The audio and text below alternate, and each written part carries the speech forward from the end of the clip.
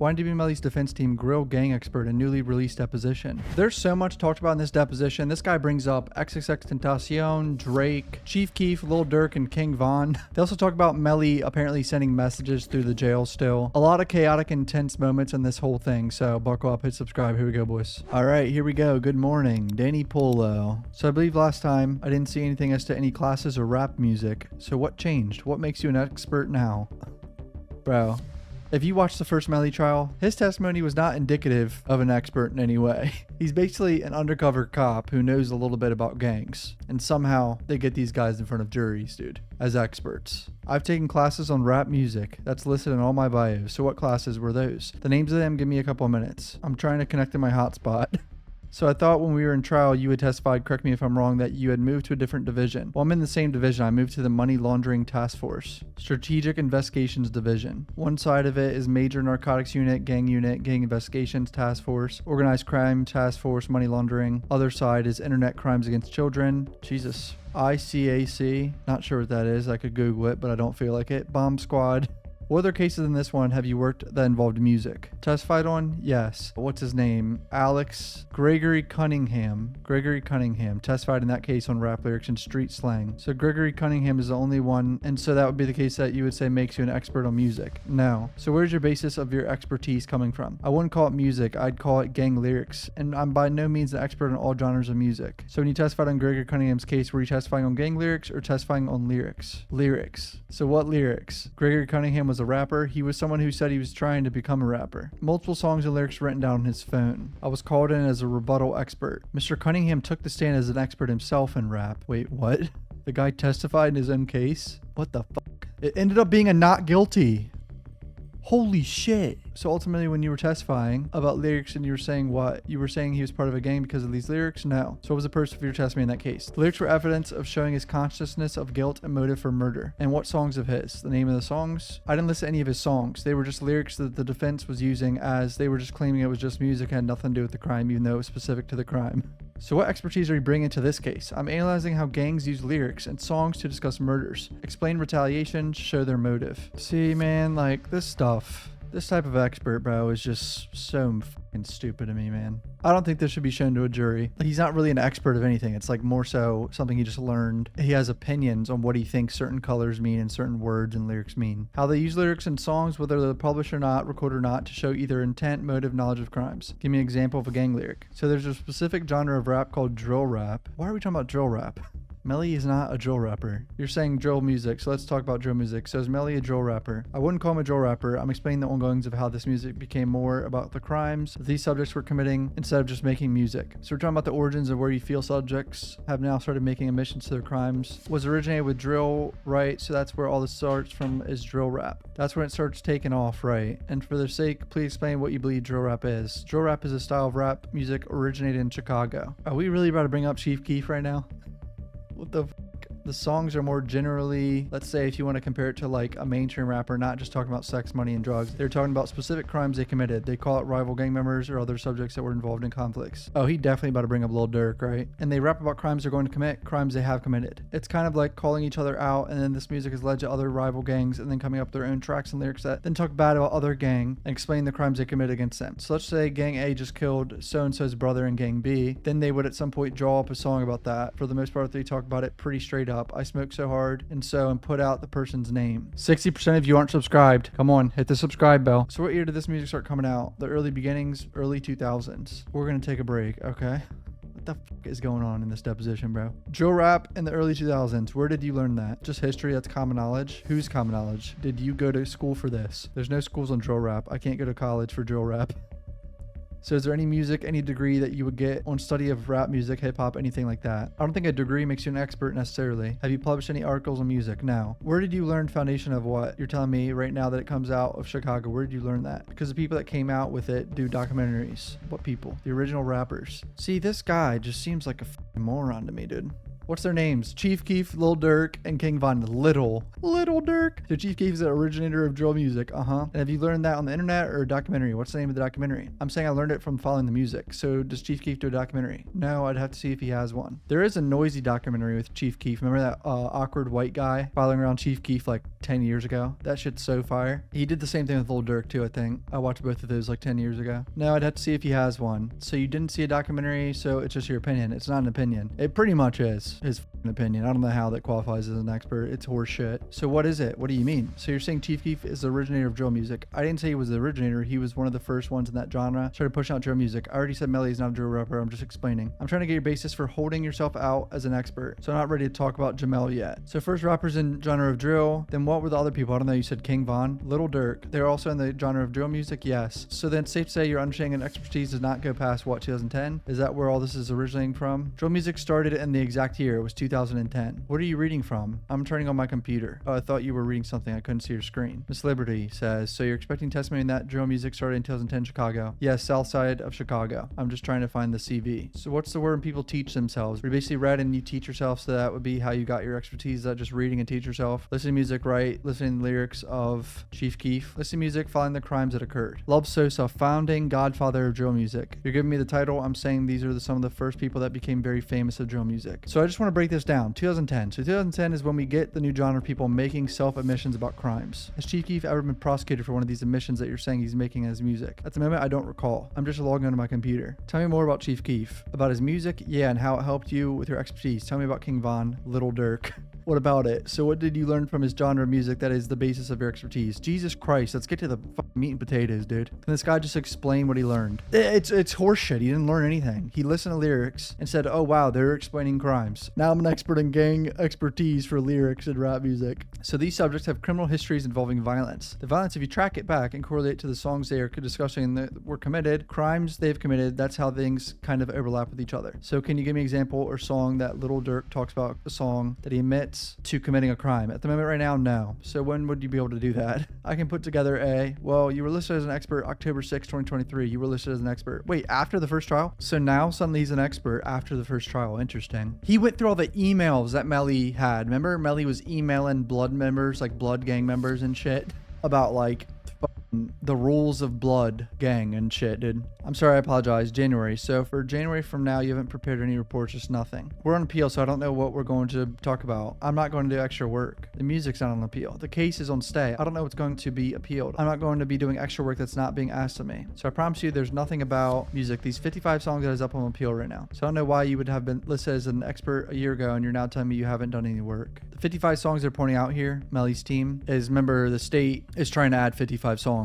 of Melly's song lyrics and shit to show the jury, which is kind of wild because there's not really a correlation to the murders at all. I don't think any of his music directly correlates to the murders. Not even Murder in My Mind, because it was written years prior to the murders. The holiday season is officially here, and MeUndies, my go-to brand for unbelievable comfort, has you covered for everything you need to be your coziest self. From lounge pants to hoodies to sweats to onesies, MeUndies is so much more than just an underwear brand. What could be better than the gift of comfort with MeUndies, boys? Listen up. MeUndies has a cut for everyone with over 20 different styles and hundreds of different colors and prints, including their new holiday collection. MeUndies' signature super soft micromodal fabric is breathable and stretchy, making it ideal for all-day wear. They use sustainably sourced materials and work with partners that care for their workers. I've been using MeUndies underwear for a few months, and let me just say it feels like you're wearing a cloud. I'm not even trolling. It's so comfortable it almost feels like you're wearing nothing, which is amazing. These joints are so comfy, man.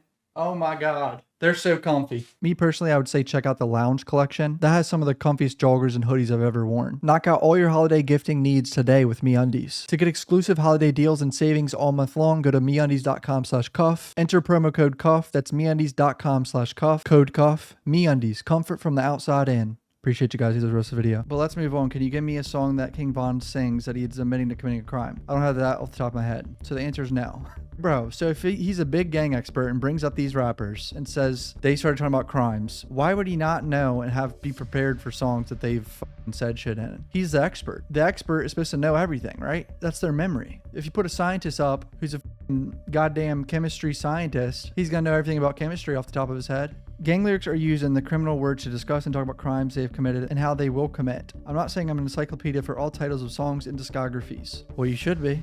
You're a so-called gang lyric expert, brother. What the fuck are you then? That doesn't make you an expert. That makes you someone that can memorize songs. Okay.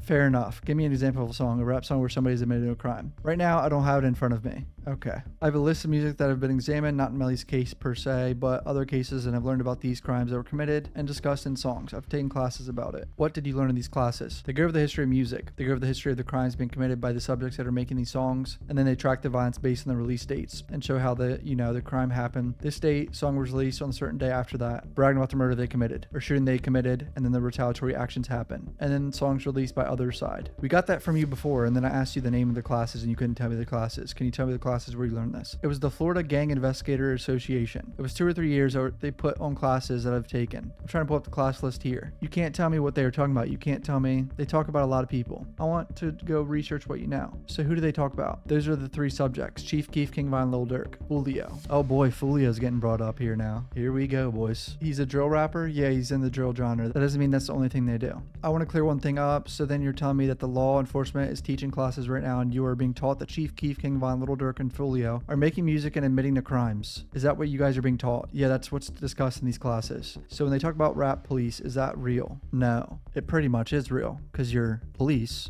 and you're looking at rap lyrics. So what is it? What do you consider it that you're just sitting around listening to music and you're making interpretations? So I gave you 2 specific examples to a case I just finished up. We're a local hybrid gang. What's the name of the local hybrid gang? Alwoods. What neighborhood are they out of? Alwoods Homes. Where's that? Deerfield Beach, Florida. I bet they're a bunch of poor people, right? A poor area.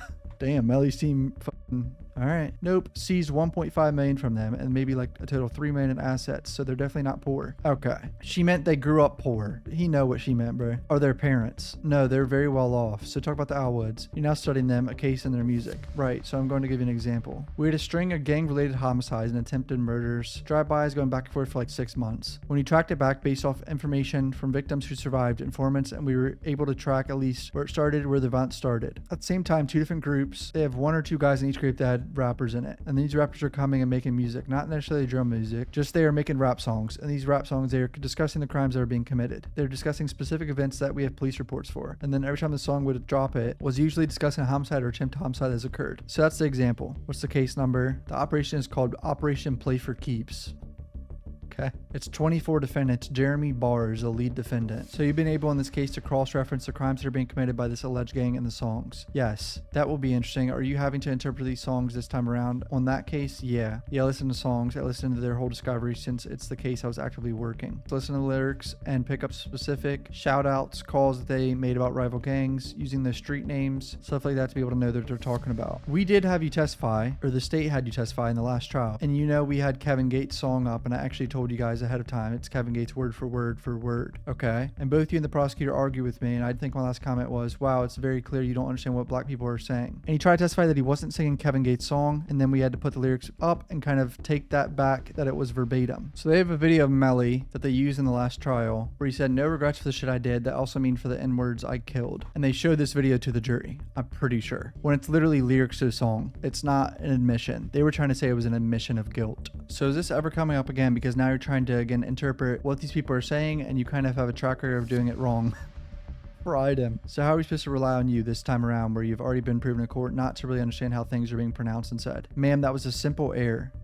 He did not just admit that. Was it shown to the jury in the last trial? I don't remember. I think it was. I think they did show that to the jury. That's insane. That was a huge error that was broadcast across the country. That was a huge error, especially when I told you beforehand. You didn't tell me that was Mr. Howard. No, I told you before you got on the stand it was verbatim Kevin Gates. You're recalling this incorrectly. You did not speak to me. Okay, you're right. I told Miss Bradley. You're right. Thank you. I didn't discuss anything with you about that. And that was, like I said, a mistake. But you know it was Kevin Gates. There was a podcast, right? Huh? You don't follow everything that Melly was doing when you're investigating this case? What's the question? You weren't aware before you got on the stand that that was a Kevin Gates song. Yeah, I know that's Kevin Gates' song. And that it was verbatim Kevin Gates. No, it wasn't. There was a line at the end that had been changed by Demons. What?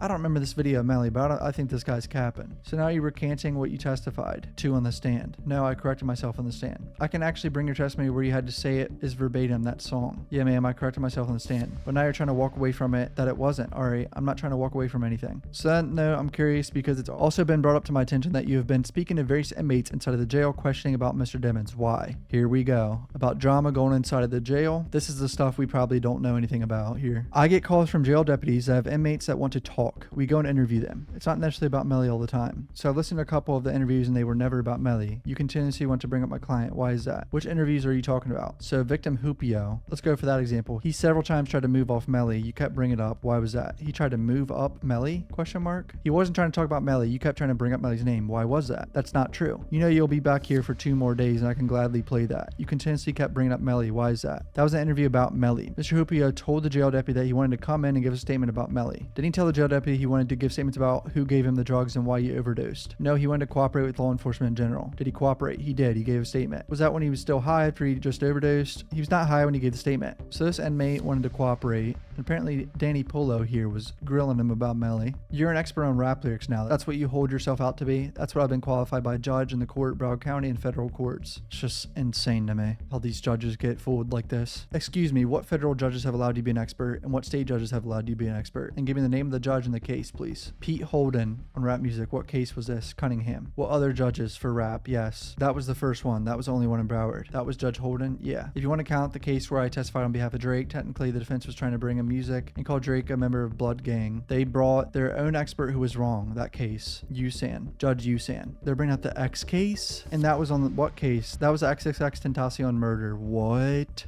Do you want the defense name? Yeah, Michael Bittwright, and I can get the other 2 names for you. Dedrick Williams, Trayvon Newsom. Their own expert was wrong. So you're saying Drake was not a member of the Bloods, which he isn't. I don't know how an expert said that in court. That's ridiculous. I testified in general about gang identification because defense was trying to make an argument that Drake was somehow behind this murder and that he's a member of the Bloods. So it wasn't music related. It was, they brought up lyrics and they had discussed songs. The defense brought up songs to try to incriminate Drake that just didn't. Wow. The one thing I actually agree with this guy, because Drake had absolutely nothing to do with X's murder. There's zero connection to any of the 4 bums that robbed X. So yeah, I actually agree with this one thing here. And you're positive it was songs that Judge Usan or it's something else? Are you positive you were talking about music lyrics with Usan? They discussed music lyrics. Defense brought up specific. Were you questioning about music lyrics? And were you sitting in a capacity as a rap expert in that trial? I'd have to go back and read my transcripts to make sure. Any other state judges? No. How about federal judges? No. Wait, what? He didn't bring up any federal judge yet. I think he lied about being an expert with federal judges. You say you were testified as an expert in federal court. I didn't say rap. I said I testified as an expert in federal court. In federal and state court, no rap. Oh, not as an expert. So it's only these 2 judges. Yes, sir. And I'd also be safe to say that you just in the last 2 years started holding yourself out as a rap expert. They keep saying holding yourself out. It's so funny. Like hiding it from the defense. I'm not holding myself out. I'm being called. I'm not putting myself out there. So how would somebody find out if you're a rap expert? The state asked me to come in and testify. And so I could just call you up and say, hey, you want to be a rap expert for me? I'm not asking. Last time he tried to confuse it and say I was trying to hire you when I was asking questions. Just to be clear, I never want your services. I don't think you're a gang expert. Jesus Christ, that's so good. I'm not trying to hire you when I ask you these questions. So you're not holding yourself out as a rap expert. Somebody asked you to come on board and be an expert. Ma'am, I've experience with rap music, specifically as it pertains to violent crimes and how it incorporates with these homicides, attempted homicides that we're dealing with in Broward County daily. Give me an example. I already gave an example. Where would I find the song from these Alwood rappers? One of the rappers' name is J-Hulk. Are they Bloods? No. Yeah, it's just a street name like Melly. All right, well, I don't think Melly's a street name. His name's Jamel. Get it? Jamel, Melly. It's not a street name. The attitudes on both sides is so good here. They both hate each other. His name is James Howard. It's a moniker. Oh, James Howard. These are the phone calls you were listening to? Yeah. Talks about the guy's SoundCloud right here. I've got to learn my client's 55 songs, so I don't have time to be listening to his. I don't know what SoundCloud is. So tell me what song of James Howard in particular is he talking about and how he's committing murder that you can now relate it to. I'm going to have to go through the entire discography. I just want to know one song. Ma'am, I don't have the titles of the songs memorized. I don't have any of them in front of me. I don't have it off the top of my head. You have a report saying you were listening to James Howard's phone calls, right? And you say in that report that you heard that James Howard was talking about doing something for Melly. Oh, so that's how it's connected. Another rapper was talking about Melly on a phone call. Okay. James Howard has a brother named Jeremiah Howard. There's calls with James Howard prior to where he's talking about how he's housed next to Melly. He's talked to Melly and all this stuff. If you haven't heard it, might not be in that batch of calls that we gave you. It might be before that. James Howard has been in custody just as long as Melly. Have you heard these phone calls? I've listened to them all twice. And then I've had somebody else listen to them. There's actually a motion that's before the court because I'm confused how, I think it was 80 hours of phone calls. So I spent my Christmas on last year, 80 hours of phone calls from a person just because they know Melly in jail and talk to Melly. Jesus Christ. There was nothing like you were describing in your police report. So do you think you could get her those phone calls so we could actually know what we're talking about? Yeah, maybe I have a couple years worth of James Howard calls I can give you. So you're using incidents that predate 2023. Phone calls that predate 2023 is a probable cause to start listening to Melly's phone calls or phone calls about him. I don't need probable cause to listen to a jail call. It was protruding listening to people nobody should ever have to listen to. I feel sorry for you. So 84 hours, I think I heard one phone call. He said he saw Melly or something. He was really name dropping Melly in my opinion because it was so random and out of the blue. To me, it sounded more like you just want to say you know who he is, which isn't a crime. That's what you said in a police affidavit that led to these other calls, and you specifically said that phone call was saying he had to do something for Melly. This was an affidavit in 2023. I just want to be clear. You don't have any calls in 23 where James Howard is talking about having any contact or doing something for Melly, do you? I believe in the report we put a call where he's talking about it. We did a video respondent to where he gets kites from Melly and then slides it across the floor to the other pod, and then, or actually, I'm sorry, an inmate grabs a kite from Melly, then they get it to the other pod where James Howard is housed, and then James Howard gets on the phone and reads the kite, and we actually, I believe, have the kite. It was recovered during one cell search. We don't have the kite. I read all of your notes. That was provided in discovery, Miss Buckaloo says. So Melly slid a kite to someone else because his witness tampering charges aren't with this James Howard guy, I don't think. So you're saying he sends a kite and this kite is read on his phone call? I don't have the phone call. I don't know what to tell you. I've listened to the call and I've read the kite. So then I'm asking, so if you know it, so provide the phone call. Those calls were provided. There's no phone calls where James Howard is talking about Melly. There's one call. God damn, only one call brings up Melly out of 84 hours? That just seems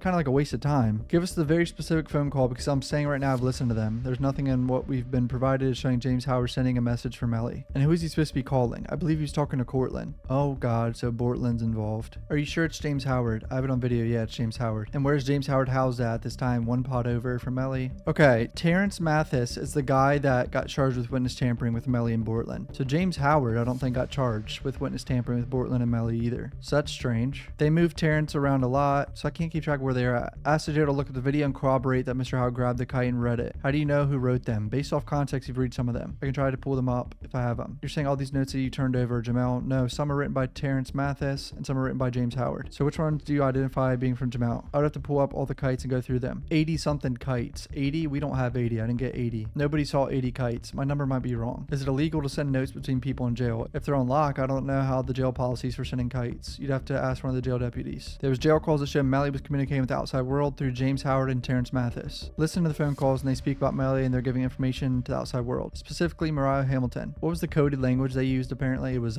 keep ASAP Rocky's baby mama in the Maybach, which means like her name was Riri and ASAP Rocky's baby mama is Rihanna.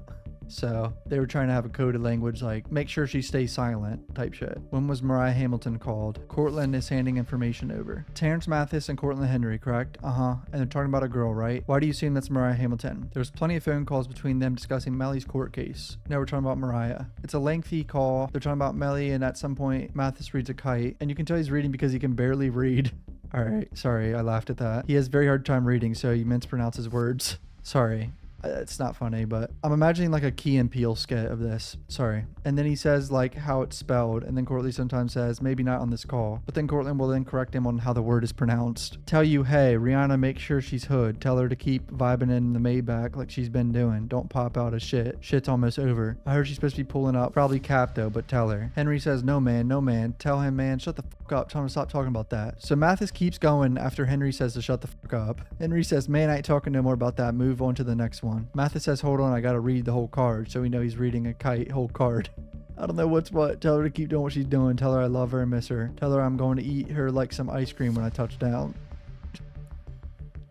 Tell her I'm going to eat her like some ice cream is the craziest shit I think I've ever read. We've already known about that, but that shit's so funny, dude. Why do you think that's talking about Mariah Hamilton? Well, Melly calls Mariah Hamilton Riri. That's based off his cell phone. And Rihanna is a nickname for singer Mariah. Sorry, Rihanna. So they're speaking in code. How's that code if she saved in his phone as Riri? Rihanna is not really code for Riri. Well, kind of is. How many girlfriends does Jamel have at this time, April 19th? Are you aware of how many different girls think they are his girlfriend? I don't know. There's plenty of girls that are talking to Mr. Dimmons. So you just assume it's Mariah Hamilton? Like you said, you said first it's not code because it's so obvious. So it's that obvious, and how are you arguing the point? No, I'm asking you, called Riri, you're talking about Mariah, telling her to stay away from court. Don't twist my words, you're not smart. So what I said to you, ma'am, if you're going to be disrespectful, I'm just going to leave this depo. Holy shit, they're beefing in there, bro. Answer the question. How do you know they were talking about Mariah Hamilton? I explained that already. You said they're talking in code. Why would you use Rihanna for code? So again, my question is, how do you know this is Mariah Hamilton, not any other girl? And there's no one else on Melly's phone saved as Riri. There's no one else he ever referred to on his phone as Rihanna or Riri. And it's someone that he doesn't want to show up to court because he's telling her to stay back and not show up. I heard she's supposed to be pulling up. That's probably Cat. Why would she be coming to court? He's reading from the card. That's what Mr. Demons was saying. Mr. Mathis is reading what Mr. Demons wrote on a card. There's plenty of messages on Demons' phone where Mariah is being paid to... What?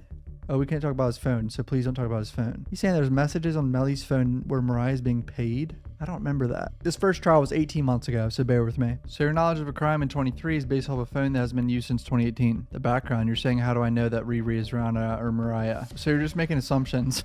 About what's happening in 23. Are there other girls that Jamel is dating that could be called Rihanna? None that I heard on jail calls or kites. Who is he dating at the time? Female named Simone that he sends messages to and kites to he receives. There's several girls. None of them go by the name Riri or Rihanna. Are there any other girls that he's dating that have R's in their name? I have to go through my list. Are there any girls from listening to those phone calls that Jamel specifically does not want walk into this courtroom? Not that I recall. Are there any other girls he's dating that have showed up to the courthouse and fought his other girlfriends? What? Melly got is shown up to the courthouse to fight? This is news to me, boys. Did y'all know about that? That's so fire. I'm just kidding. I wasn't present for any of that. So basically you're making all your assumptions, and that's what they are. They're assumptions. You're guessing because her nickname is Riri. I mean Mariah. Riri. That Riri is Rihanna in that note. Yes. Not assumptions. Read it. What proof do you have? The proof that Mr. Henry was in communication with Rihanna or Riri? Mariah. Whatever you want to call her. What other girlfriends has Jamel or Cortland Henry communicating with? I don't know. What other girlfriends of Jamel's was Cortland communicating with? I don't know. Do you know that he was in communication with Mariah? Yeah. How? Because of the cell phone downloads. Nobody has cell phone downloads. When were these cell phone downloads provided? For Mr. Henry's phone? Yeah. I don't know what the state has or hasn't provided. I want you to tell me when these cell phone downloads were conducted. They were done after the search warrants. Alex, this is what I was asking about. I don't have them, Miss Buckaloo says. She's Alex, by the way. Miss Buckaloo is Alex. You said you don't have it, so we don't have it. How long have you had them? Probably a couple months after the search warrants. So I don't want to hear a couple of months. What was the couple of months? When were the search warrants executed? I'll give you the exact date. I was involved in the search warrant, ma'am. It was a Dade County warrant. They had search warrant for all the electronics, 4 phones, and the PlayStation they found. 3 PlayStations. Holy shit.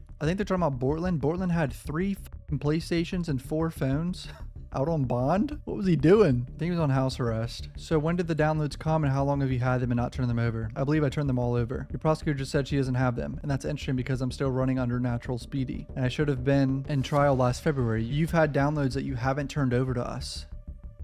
Did they violate evidentiary rules here, boys? Is this Brady that they did not give over? So when did you get these downloads? Just be clear, they wouldn't come from him. They'd DFU unit, so I have to get them from them. Well, so the problem is he's aware of these downloads. He's a parent. Was about to testify to them and has them for months and nobody's aware of them. I mean, yeah, that's definitely sketchy. When did you get these downloads? I don't have the exact date. Look into your computer. You were looking for something. I don't have the downloads in my computer. So several months. Actually, you said a couple months after the warrants. When did the warrants come out? October, November? I don't have it with me. So December 23, you had these downloads. Safe to say, since December 23, who else has been able to view these downloads? Detective Garrett Steele, and he's the one going through the downloads. I've gone through them to see what was on there, but he's a current detective. So I believe, Alex, you emailed saying that you had gotten in the phones and we never got anything back from there. If you're aware, were you guys successful in the first download, or did this take multiple extractions? I don't know. I'm not involved in that, Miss Buckaloo says. Raven, I think you're confusing. We were talking about the victim's phones and your client's phone. That was our conversation. No, there was an email I thought you sent out that you guys were able to get into the phones. I don't believe ever talking about Cortland's phones. Jesus, this is messy as fuck. I could be wrong, but I don't remember off the top of my head. You guys have been into the victim's phone for months, so it was just the extractions not being the full extractions. I don't think you had the passcodes. I believe they had to be broken by Homeland Security. That was the phones found in the car that wasn't Cortland Henry's. Regardless, you've had the downloads. When did you guys plan on providing this? After trial? Alright, so download messages and pictures in the PlayStation you were also about to get into. You'd have to ask Detective Garrett Steele. You determined Cortland was in contact with Mariah. Yes. What is that based on? Text messages, I believe. It appears she might have been residing with Mr. Henry for a short period of time during the trial. Hold on. Melly's ex-girlfriend was staying with Cortland Henry? We gonna sit here and pretend like he wasn't plowing those cheeks or something? I'm just kidding. Sorry.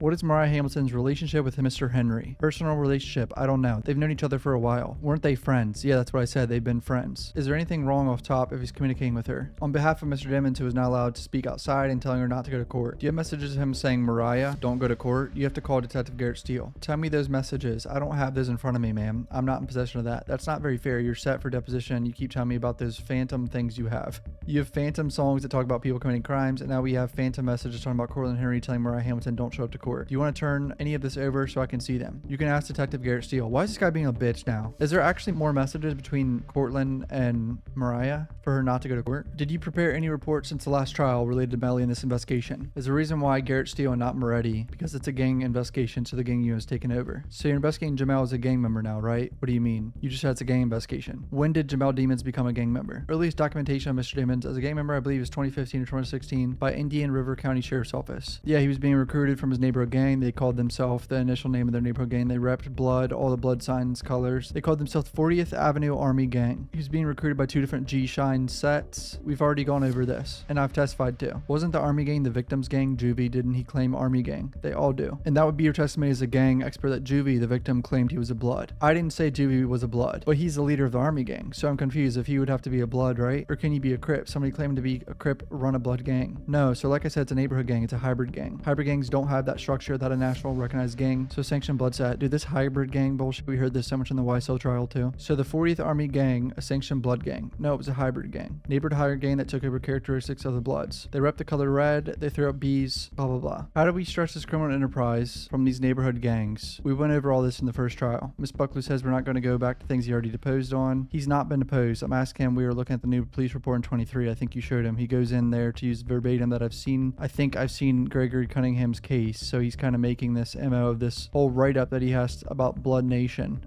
I want to know how we're making the stretch that these are now bloods, these unsanctioned neighborhood gangs that are now committing petty crimes, right? They go to jail, they're all of a sudden part of the Blood Nation, haven't been jumped in. So I want you to tell me how this is happening. I just want to make it clear that's not his police report. That's Garrett Steele's report because he didn't write a report. I'm just trying to get to the point where my client is now considered a gang member. Those 3 or 4 depositions that we did before trial was all about Mr. Demons' gang association. So we've gone over Mr. Demons' involvement in the Bloods. And the fact that he sent text messages that he had been jumped in, he did say he'd get jumped in, but it would be willing to do it again. I think he said he was jumped in 5 or 6 times, and he said that would be an impossibility, something like that. But she's right, I don't want to really dwell on that. What gang is he a member of? Gangster, Killer, Bloods, G-Shine. We know all this. Sorry, Raven, it's past 11:30, so the room is going to get taken. We can pick it up tomorrow. I will not be here tomorrow.